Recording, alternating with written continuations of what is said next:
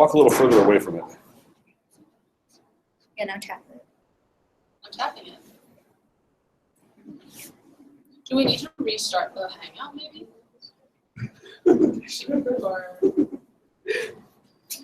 Or is there a setting on here? Oh, how?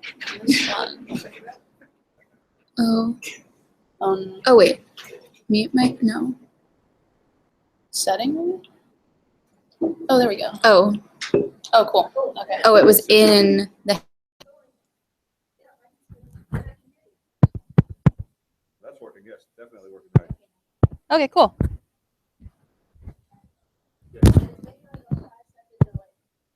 Yeah, it's like 7, I think, when I tested it. Goes up to California and comes back.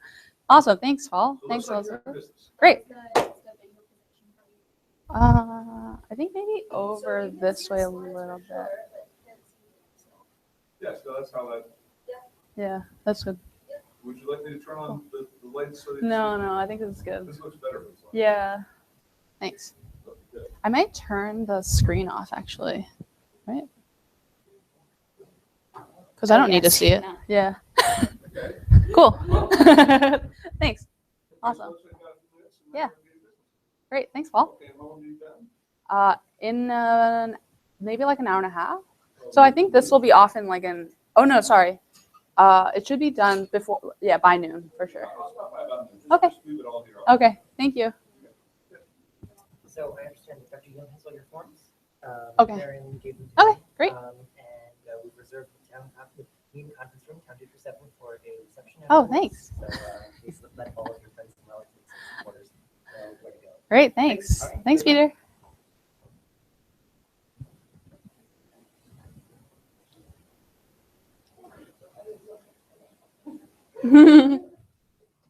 Now that the business has been taken care of.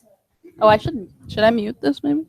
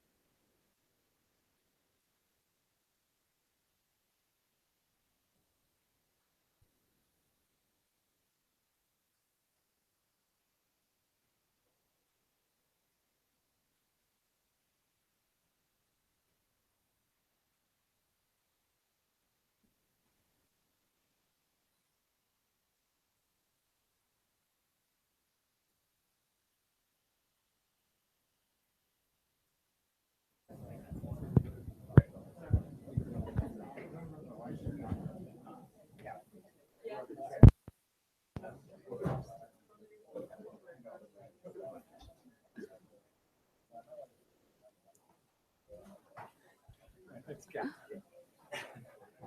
All right, it's 10:30, so I'm the chair of this thing. So welcome to Denise's thesis defense. The way we'll do this is she'll do a presentation, roughly 40, yeah, 50. something like that. We'll have some time for questions from the audience, and then we'll ask everyone to leave, and we'll have a little bit more private between the committee. And then, is there any kind of planned event after? Reception. I don't know. Peter said, I don't remember what he said.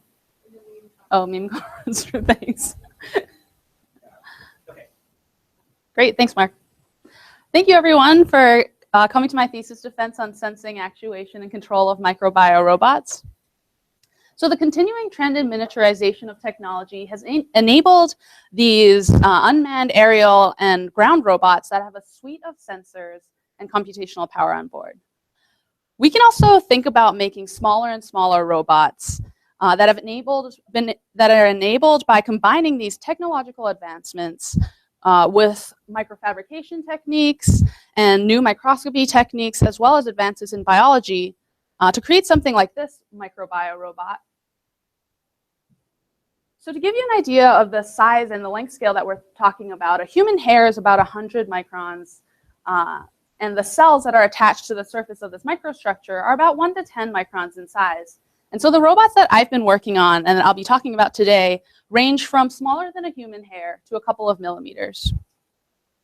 And so micro robots have many applications. You can think about using them for microassembly, such as to create high resolution features on very small structures, or for micromanipulation, such as in vitro fertilization. And inspired by science fiction, in the form of the book A Fantastic Voyage, where they shrink for doctors and send them into the body to diagnose and cure a patient, we can think about using micro robots as diagnostic tools to probe cells at the length scales of human cells to be able to sense diseases and treat them locally and right on the spot. Micro robots also have applications in biology lab automation, such as for carrying out tasks like cell sorting, and we can also think about using micro robots to create new techniques such as high resolution measurements, mechanical measurements, using very small sample sizes. And if you imagine kind of on a larger scale sending out millions of these micro robots into the ocean, we could use them to measure the spatial resolution of pollutants, such as how quickly an oil spill is spreading. And so when we consider building these micro scale robots, what kind of challenges arise? So we can't just simply miniaturize existing robots because different physical phenomena dominate and become important. So one example of this is that viscous forces dominate inertial forces at these scales. And so we'll see that swimming by bacteria at the microscale is very different to swimming by humans. And so at these length scales, there are also no off-the-shelf sensors like the ones that are on this Baxter humanoid robot. And similarly, with power and actuation sources, we can't just miniaturize what we see on large-scale robots. And so with these different actuation methods, we need to think about how we'll model the dynamics of these systems, and then also how we might control them. And so to create these complex microstructures, we'll need to come up with new microassembly techniques that build things from bottom up, starting with even smaller and more simple building blocks. And so my work addresses some of the challenges by presenting modular technologies in a domain we call microbio robots. And so biology excels at these length scales. And so to begin, we look towards biology for inspiration, as well as for components. So we'll use single cell organisms for actuation, which enables us to have untethered onboard power for the robots, like shown by these flagellated cells here. And we'll also use biological cells for sensing by tapping into their inherent sensing hardware. And so this research looks at enabling sensing, actuation, and control capabilities at the microscale. So my research builds on many previous works, and I wanted to highlight just a few given the time that we have. And so in 2008, Ed Steger began looking at investigating biologically actuated microstructures, and he was the first one to come up with a microstructure that was fully powered by onboard biological cells, and he was able to control that with electrical stimuli. And in 2010, Selman Sakar and Ed Steger, again in our lab, developed a magnetic micro-robot that's made out of SU8, a negative photoresist, like an epoxy, and controlling that at the micro scale using these electromagnetic coils. And they demonstrated chemical delivery with applications in single cell analysis and in vitro experiments. And so the field of biology and synthetic biology specifically also has many applicable advancements that are useful to microrobotics.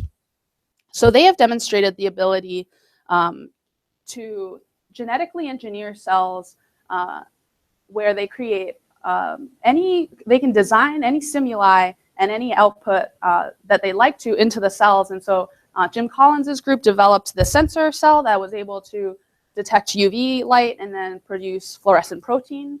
And in Ron Weiss's lab, who we ended up collaborating with, they created a more sensitive version of this. And so you can see that this lawn of cells has been exposed to a star pattern of light, and we can see that the behavior of the two different states are very distinct, and they're pretty reliable based on how clear the light and the dark parts are. And so moving over to the chemical engineering department here at Penn, in the STEBI group, they have been looking at designing different particles and looking at particle interactions at fluid interfaces, and they have the ability to design these interfaces both attractive and repulsive, such as with these undulated rafts here. They can design the assembly based on geometry of these particles. So we'll be looking at how all of these things will fit together. So the rest of my talk is organized into the following sections. I will make a short recap of my work in biological sensing and actuation, which I already discussed in my proposal, and then I'll move on to more recent work in magnetic control as well as microassembly. So in this work, we wanted to harness the inherent sensing hardware within the cells to detect and report on stimuli. This capability is exquisitely packaged into the tiny single cells that allow us to have these sensors on board, and to have these sensors and also processors on board our microstructure. And so specifically in this work, we wanted to combine biological sensing capability in a synthetically engineered bistable toggle switch sensor for UV light with magnetic microrobots. And so these cells are about 10 cubic microns in size. And they have these two different states, like a toggle, where you can turn them off with chemical induction and they'll stably stay in this state with no visible signal. And then with transient UV light, they'll start creating this green fluorescent protein, which we can detect using fluorescence microscopy. So we wanted to combine these sensors onto our magnetic microrobot to create this device that's capable of being controlled and able to explore, record, and report on the state of a microscale environment. And so the two configurations that we proposed are first to attach the sensors directly onto our magnetic microrobot, and then secondly, to create these sensor payloads that have the sensor cells attached to these passive circular discs, and then pushing the discs around so we can get a spatial resolution of the stimuli in our workspace. And so to create these sensor payloads, we use a single-step photolithography technique to create these microstructures on a glass slide. And then we deposit a layer of polyL lysine, which is a protein that adheres to biological cells, the cell wall of the biological cells. And then we deposit a liquid culture of E. coli cells onto the top of them so they stick. And then when we release our sacrificial layer, then we have these plates of sensor payloads. And so the main challenge in this work was to be able to replicate the results that these biologists have been able to see in that they can measure the individual fluorescence of the cells using a machine like this called a flow cytometer. And so what they do is they send a suspension of these cells through their machine, and they shine a laser light source onto each individual cell, and they can measure the fluorescence emitted by each one of those, creating a histogram like this one, where you can see a very clear distinction between cells that have, at the initial state of the cells, the unexposed cells, and then very different from the fluorescence of the exposed cells. So they're really looking here at individual cell behavior and thousands of cells. Whereas what we're interested in doing is attaching these cells onto kind of a fixed substrate and then looking at the population dynamics of just maybe like about 100 cells. And so the results that we saw between our unexposed and our exposed cells from fluorescence microscopy, we were quite happy to be able to see that there's a clear distinction between when we don't expose the cells and when we expose them. But you'll notice that because the cells are kind of in this, not in their happy state, we're not really feeding them, they're attached to this inorganic substrate. There's quite a few kind of false positives on the unexposed side, and then a lot of cells that actually aren't exposing fluorescence on the exposed side.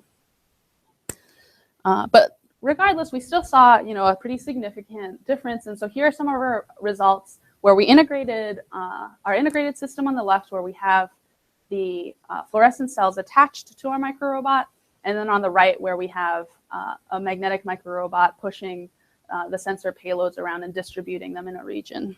And so in the insets, you can see the images from the fluorescence microscopy. So it's worth mentioning that we just use this synthetic engineered cell that detects UV light as a proxy, and it's an active area of research in synthetic biology to be able to design different input stimuli as well as outputs. So you can imagine in the long run, it would be a really powerful tool in microrobotics to be able to choose the type of sensor that you want as well as the output. And so biological cells can also be used for actuation. They provide a method of fully onboard power and actuation for microbiorobots without requiring any external infrastructure. So the bacteria motors in swimming cells are more compact and efficient than man-made motors at this scale, which makes them great candidates for propelling microstructures. So what you see here is a suspension of E. coli cells that are swimming in a free solution, and you'll see that their trajectories can be described by this random walk based on this random switching between the run and tumble states of the cells. And so what we were interested in doing is being able to model the behavior of these microbiorobots propelled by just onboard bacteria to inform how we might control them using external stimuli. And so similarly, to create these MBRs, we take the same microstructures on a glass slide, and we use Serratia marcescens, which is a type of bacteria that's very similar to E. coli. It's a little bit bigger, and it swims faster, so that makes them even better for propelling these microstructures. So we grow our Serratia marcescens on an agar plate, and we take the swarming edge of the cells where the bacteria are swimming the fastest, and we literally just take our glass slide and we blot it on the edge. And because these cells secrete this polysaccharide on its surface, they naturally adhere to these microplates. And when we release them in solution, their behavior looks something like this. And so you'll notice there's this predominant clockwise rotation, and it looks like we can begin to model the forces that are being exerted here to understand the trajectory that the microrobot is following. And so we wanted to understand why the MBRs rotated. And so we hypothesized that depending on where the bacterium is located on our microstructure, if it's located in the center, then it'll exert a force along the major axis of the cell line, F1. However, if it's attached to the edge of the microstructure and with its flagella hanging off the edge, we hypothesized that it actually exerts two forces, one in the same kind of normal direction, and then an additional force in the tangential direction, which arises from hydrodynamic interactions between the flagella and also the bottom substrate underneath our MBR. And so this creates this additional tangential force. And so to probe this behavior, we utilize our ability to kind of freeze and turn off the motors of the bacteria by using UV light. as you can see in this video, on the swarm edge. When the light is turned on, the swarm kind of just freezes. And so we do this by shining light on specific locations of our MVR. And we'll notice that when we shine the light on the edge, the angular velocity largely it slows down, whereas when we shine it on the center, the angular velocity stays the same. And so using this information, we've developed a stochastic kinematic model to be able to capture the dynamics of the system. And we can think about how we might pattern cells for a specific trajectories, or how we might use external stimuli, such as dynamic light patterning, to be able to steer these biologically actuated structures. So bacteria-propelled systems are really difficult to control because of the inherent stochasticity of biological systems. So magnetics provides a method of wireless power that will not damage biological cells. Given that there are many medical and biological applications for microrobots, this is of significant importance. So we set out to demonstrate that it's possible to have independent control of the position of two identical magnetic robots using 4 stationary electromagnetic coils. And so for a quick review, a magnetic particle will respond in the presence of a magnetic field B. And this magnetic field will exert a force on our magnetic particle proportional to the gradient of our magnetic field in the direction of increasing gradient.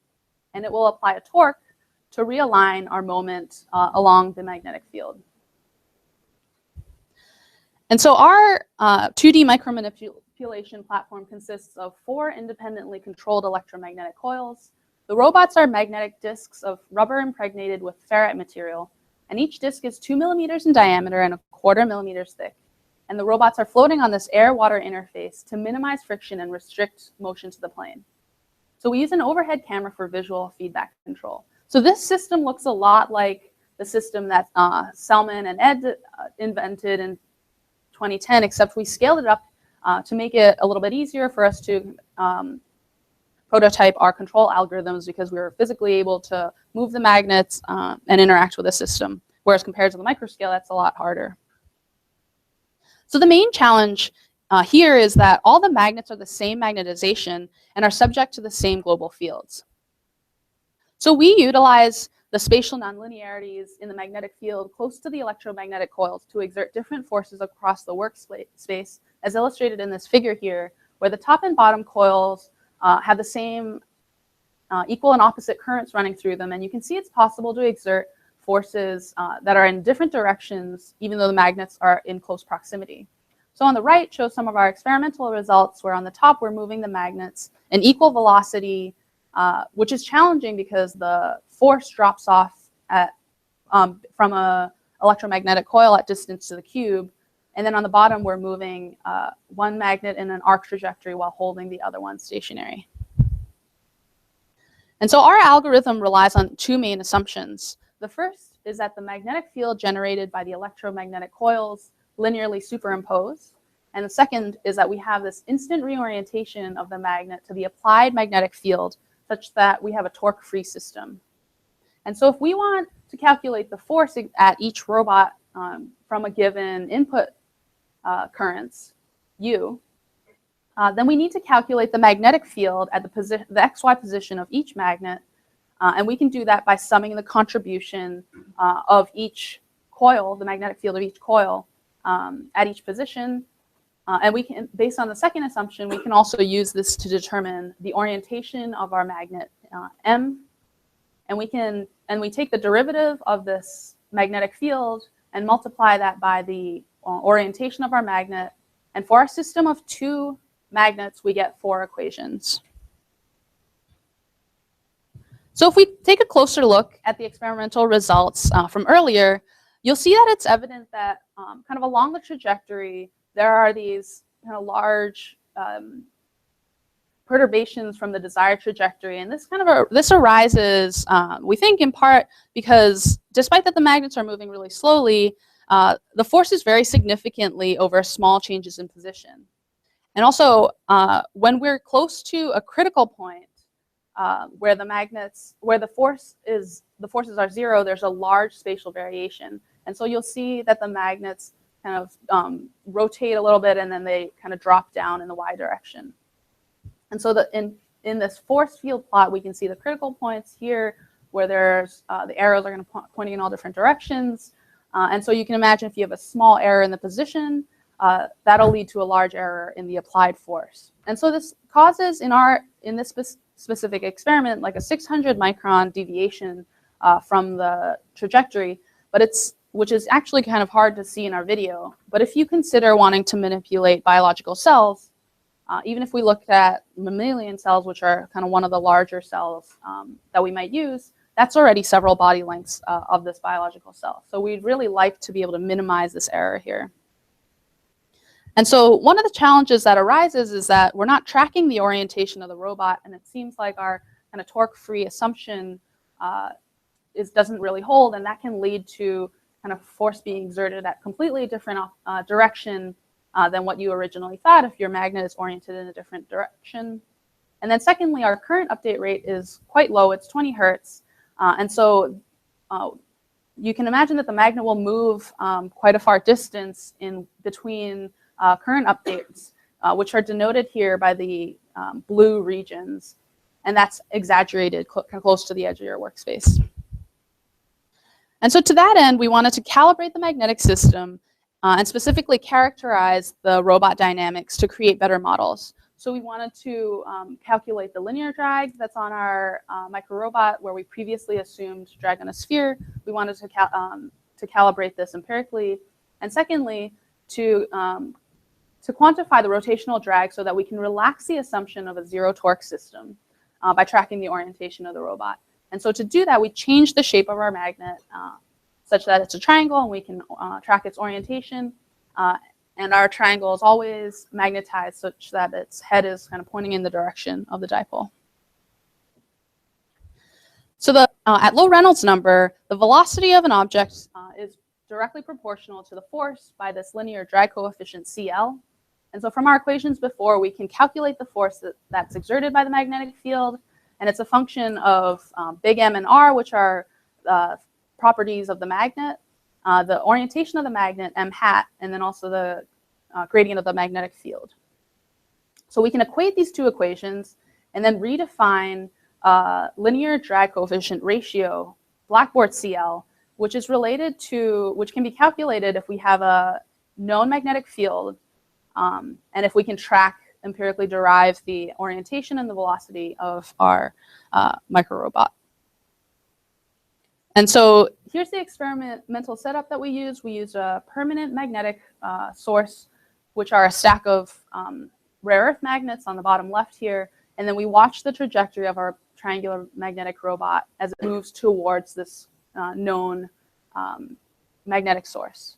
And so using this data, we can compute our linear drag coefficient. And similarly for torque, we do a very similar analysis. The torque is linearly proportional to the angular velocity by this rotational drag coefficient CR. We can also calculate the torque generated by the magnetic field.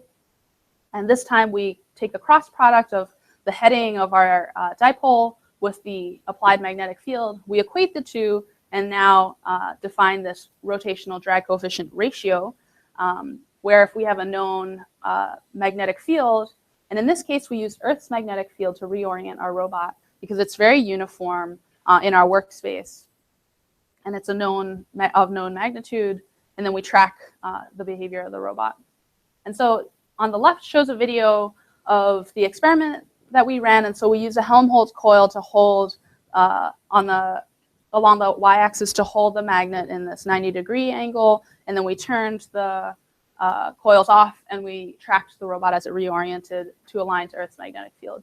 And so the right-hand side shows the data that we collected and then the fit of our rotational drag coefficient in red. And so with this information, we created this new two-magnet simulation that incorporates our linear and drag coefficients. And we also updated our controller such that we can use the magnet's pose as feedback. So in our simulation, we used an update rate of 50 hertz. And our controller is a proportional controller with a feed-forward term, as shown in this equation here. So starting from the same 4 equations that we had before, we can rewrite this into a single matrix equation by writing the orientation of the magnets in a block diagonal denoted here by script f. And we can rewrite our gradient terms into the 6x1 vector g, which is a function of both the positions of the magnets x and also the input currents. And so we can separate the dependence of this vector on the currents and also the position by defining this current normalized field gradient matrix, blackboard G. And so that allows us to define this manipulation matrix, this 4x4 script FG. And so this manipulation matrix allows us to map the input signals into our system to applied forces. And so as long as our manipulation matrix is invertible for a desired force vector, we can compute the currents that will be able to apply those forces. And so I would like to illustrate this controller with an example. So here I show the desired trajectory in red, which is defined by a set of waypoints. And the blue vector field indicates the orientation of the field at the location, and the red indicates the force exerted on the magnet at that location, assuming that the magnet will reorient to the applied B field. And so as long as the torque in our system is low, this is a reasonable assumption for the expected force. And so in our simulations, we initialize the magnet orientation to be oriented to align with Earth's magnetic field, such as would happen in our experimental system. And so if we take a closer look at the beginning, what you see here on the left is that our desired trajectory for one of the magnets is in red, and the kind of simulated dynamics of the magnet are in green, with the arrows indicating the orientation of the magnet. So you'll see that in the first couple of milliseconds, we're kind of closely tracking the desired trajectory. However, because the applied field kind of differs from the actual angle of the robot, as the robot rotates to kind of catch up and align itself as a result of the torque to this applied magnetic field, the actual force that's exerted on our robot really changes significantly, and instead of moving in the negative y direction, we're moving in the positive y direction. And so this causes a large deviation from our desired trajectory. And so what we're looking at on the left-hand side is this about a 10 millisecond window of the trajectory of the robot at initial time. And so as you can see from kind of the convergence of the angle of our robot with the applied magnetic field, you can see that the torque is minimized like over time, because at the second time step, right here, we can see that the applied magnetic field is kind of closely aligned with the angle of our robot. And so we can see this if we look at the x position and the y position of our magnet after the first time step, where we are indeed moving back along our desired trajectory. And so if I go back to that plot that I had before, this time highlighting the intersection of these dotted lines, which indicates a critical point here where the forces are 0. And the green line is indicating the stable manifold of our critical point, and then the dotted purple line is indicating the unstable manifold of our critical point. We can kind of imagine an ideal scenario, because if we look at the positions of where our magnets are, the force field in that region is very uniform. And so if you wanted to continuously be applying this desired force, you can imagine kind of shifting this ridge, this green ridge, continuously down to be able to maintain the shape of this field. And so if we watch our simulation, the yellow showing the location of the critical point, you can see that is indeed what actually ends up happening. The critical point and that the stable ridge of our critical point is shifting down as the magnets move to our desired final location. And so this is kind of an ideal trajectory and an ideal set of currents to apply, because a small deviation in our position or the position of our magnets will still kind of bring our trajectories back along the desired path. And so using our dynamic simulation, we can also see what happens if we hit a singularity. And so on the left-hand side, you can see kind of to the negative x direction of our magnet 1, there's this unstable ridge here.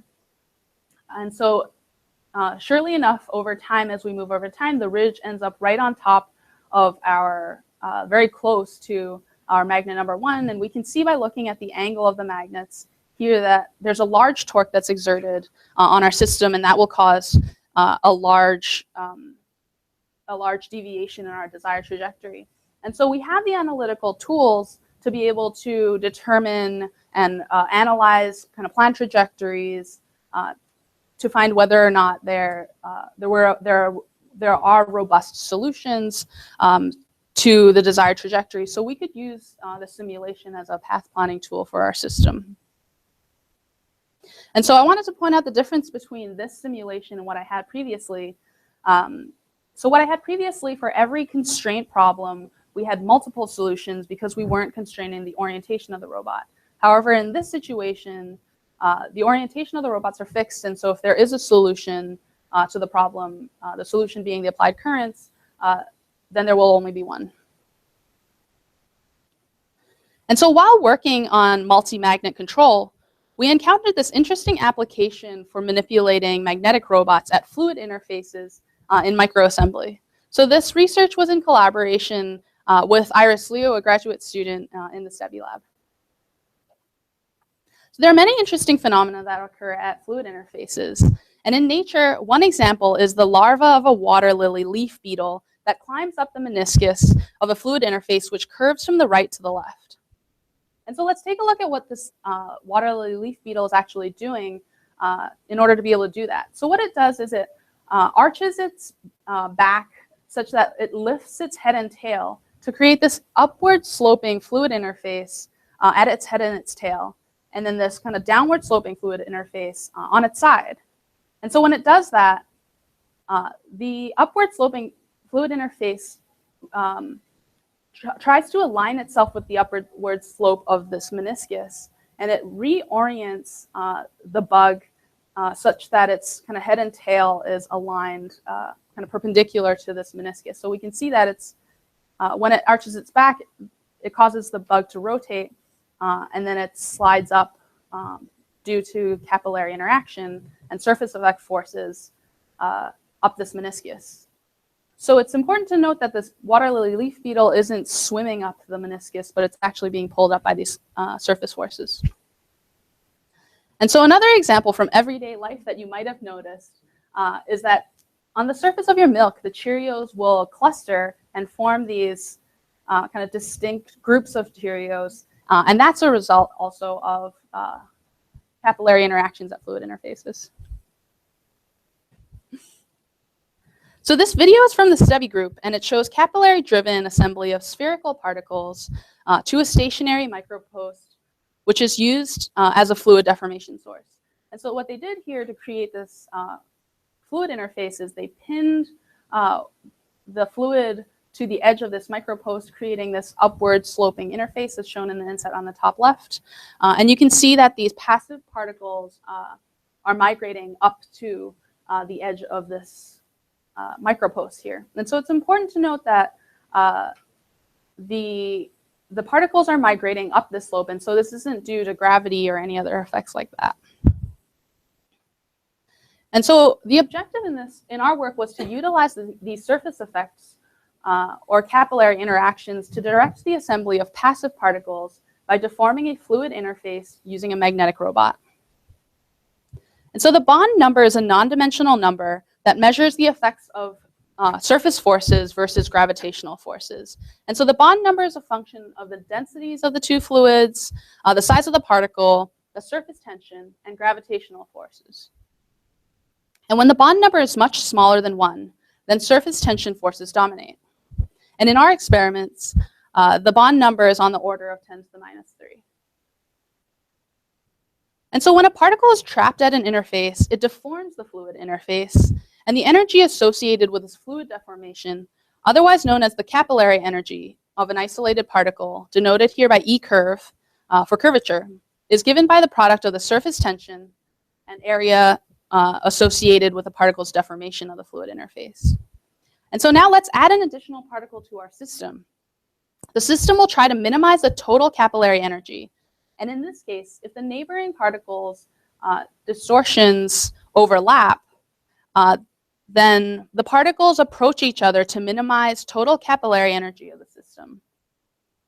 And this effect is different to being pulled together by gravity or the weight of the particles. The capillary effect really dominate for particles that are very, very small, where gravitational effects are negligible. And the capillary force can move particles both up the interface, as we saw in that video, as well as down interfaces. So in an ideal scenario, the contact line where the fluid meets the particle will create this equilibrium contact angle, which is the same all around a sphere, for example.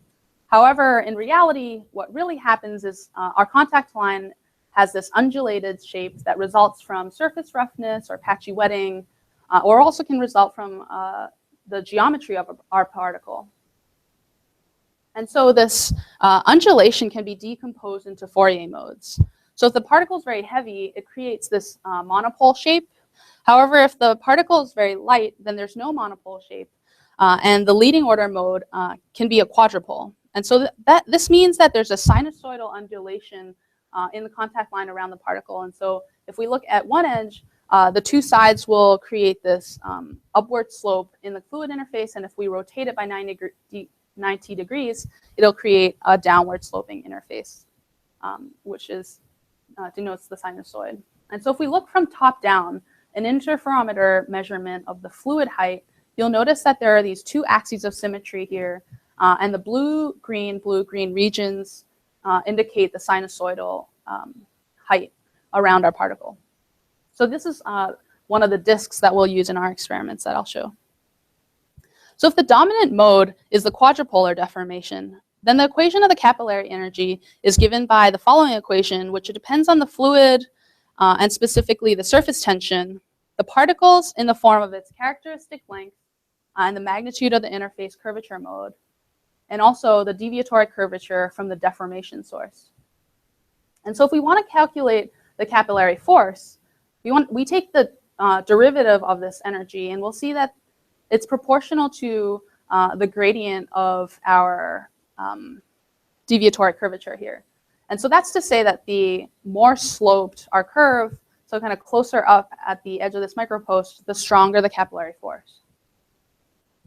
And so what we wanted to be able to do is use our magnetic robot that was floating previously on that fluid interface as this mobile deformation source to collect passive building blocks using this capillary energy.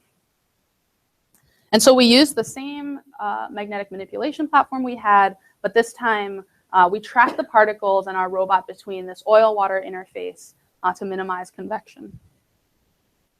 And so in this experiment, what you see is the same previous magnetic disk that we had before, moving back and forth through a collection of passive 150 micron diameter glass spheres.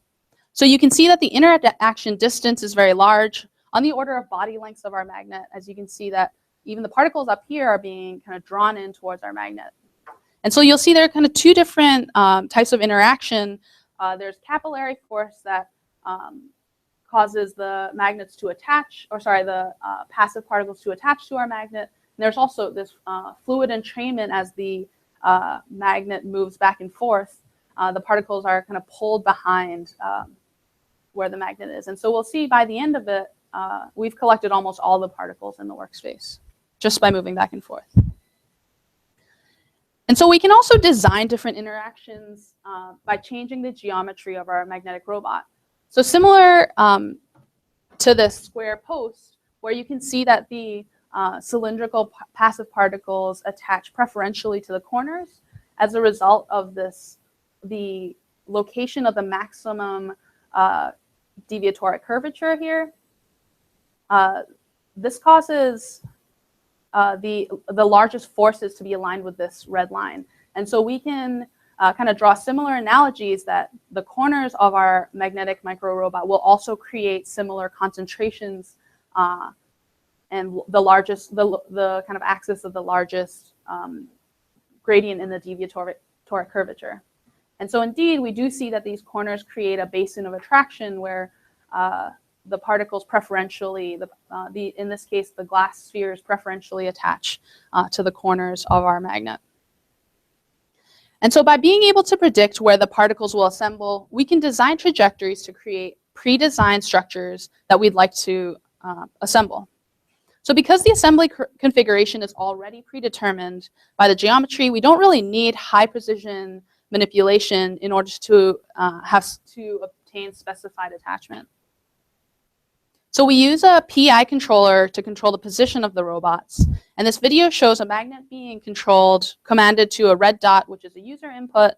And we can tune the gains to change the velocity of the robot and also to minimize the overshoot.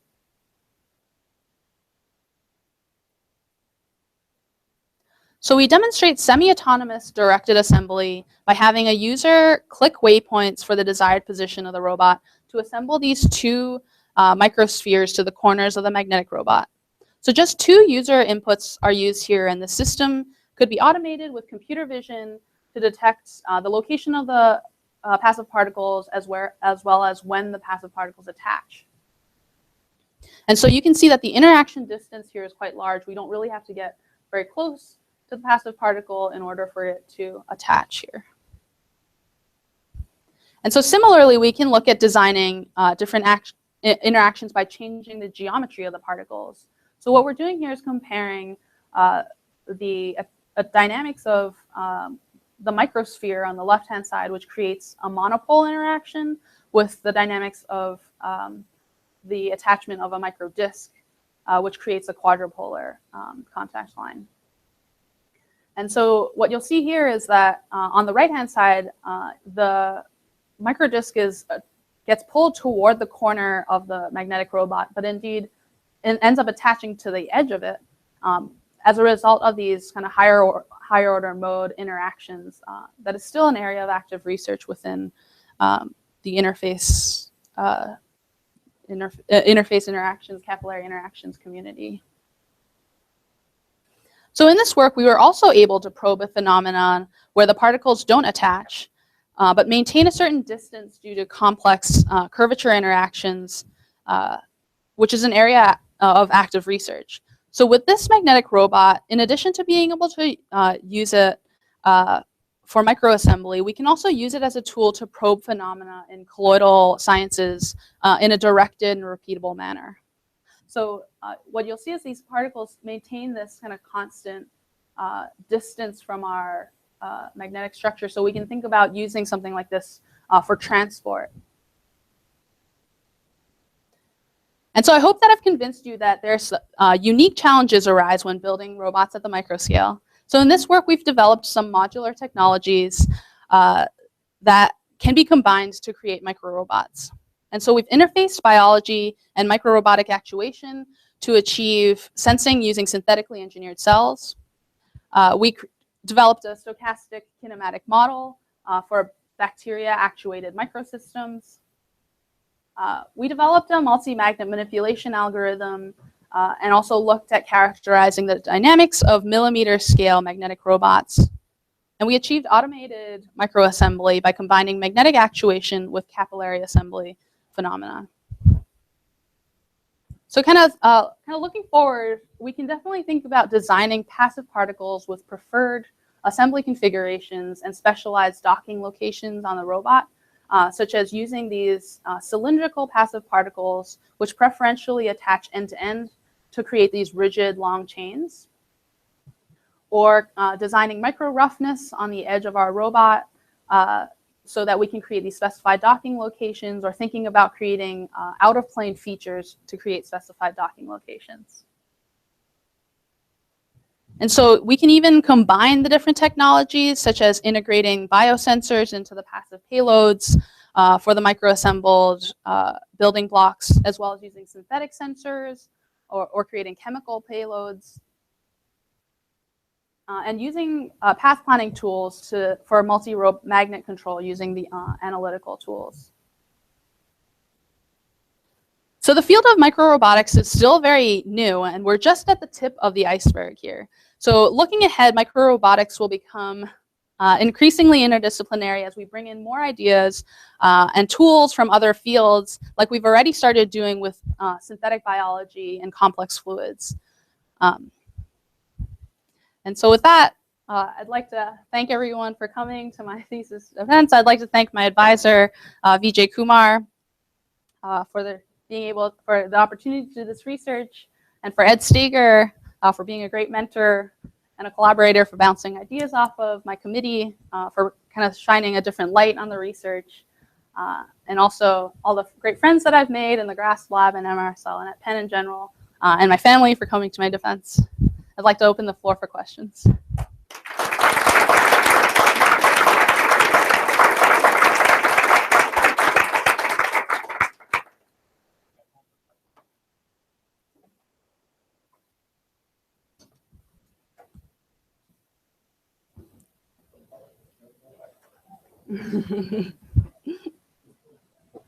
Ellen. What did you do to make the robotics unattractive? Like, I assume they still had surface forces on them. You can still pull them up. Like, what did you change? So I think there are these interactions, interesting interactions that occur as a result of mismatch in the heights of the different curvature interfaces. So it might not be a energy minimizing state to actually attach, but it might be to, like if you can imagine like a large kind of height difference on one side with a small height difference on the other side. It might not be energy minimizing if they fully attach. But I can also defer to Iris for the answer, who's actually studying this effect. But she would be a good person to talk to. Allie. So you were looking at the potential interaction that happen in tech. Mm-hmm. But what happens, like, if you would have a lot of shear and the fact that you're moving it? I imagine at one point you're thinking that's enough for your Yeah, so that's a really good question, and we're actually really interested in using that as a method of like dropping particles off. But I can show you an example. So if we're moving really quickly past the particles, it's possible not to attach them. Let me find the video. Here it is.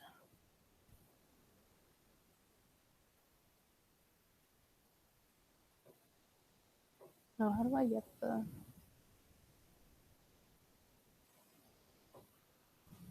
How do I fast forward this? Maybe I can just play it.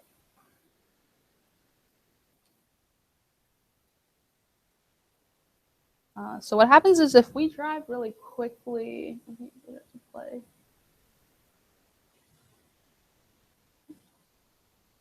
If we drive it really quickly, if we drive close to the particles even without stopping, we can pick them up. And then if we drive by them quickly and at a large enough distance, then they don't actually become attached. And like you were saying, if we drive quickly enough, then the shear can cause the particles to actually fall off, which I can show you in a different video. But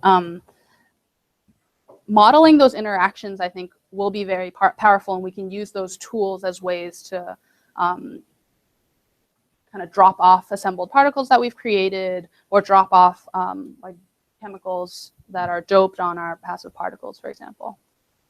Sorry, does that answer your question? Do passive particles tend to interact with each other just in space, or because they're initially scattered on a particle interaction?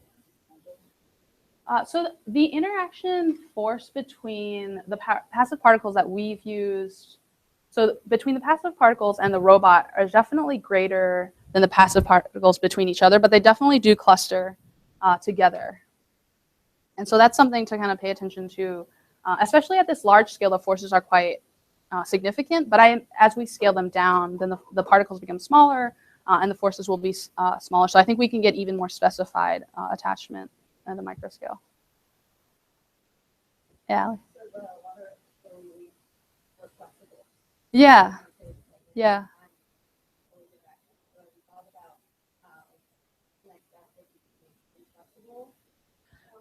Yeah, that would be really cool. I think kind of combining with material science research, if we can do some maybe light activated change in the shape of the particle, I think that would be really interesting. Kristen? Mhm.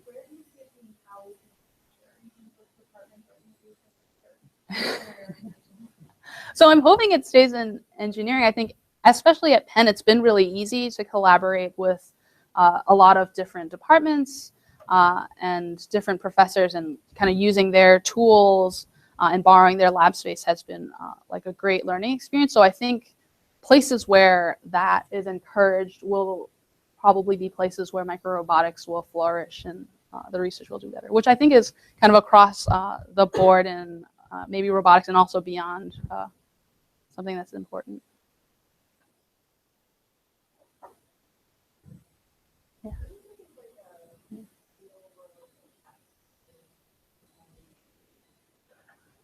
So I think in the short term, there are a lot of interesting studies that we can run in biology using these tools, and also as well as in colloidal sciences. So there's an active grant in our lab right now where we're interested in studying cell communication by being able to deliver certain chemicals into specific regions of like a population of cells. So we could use a tool like this to be able to do that.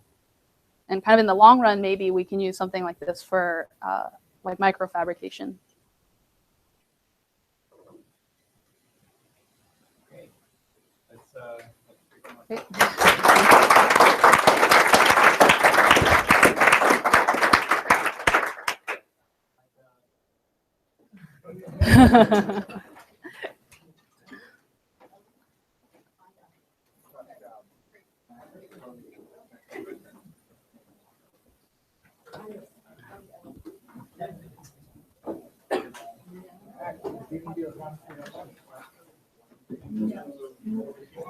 I don't know how much you bribed your gang, but I lost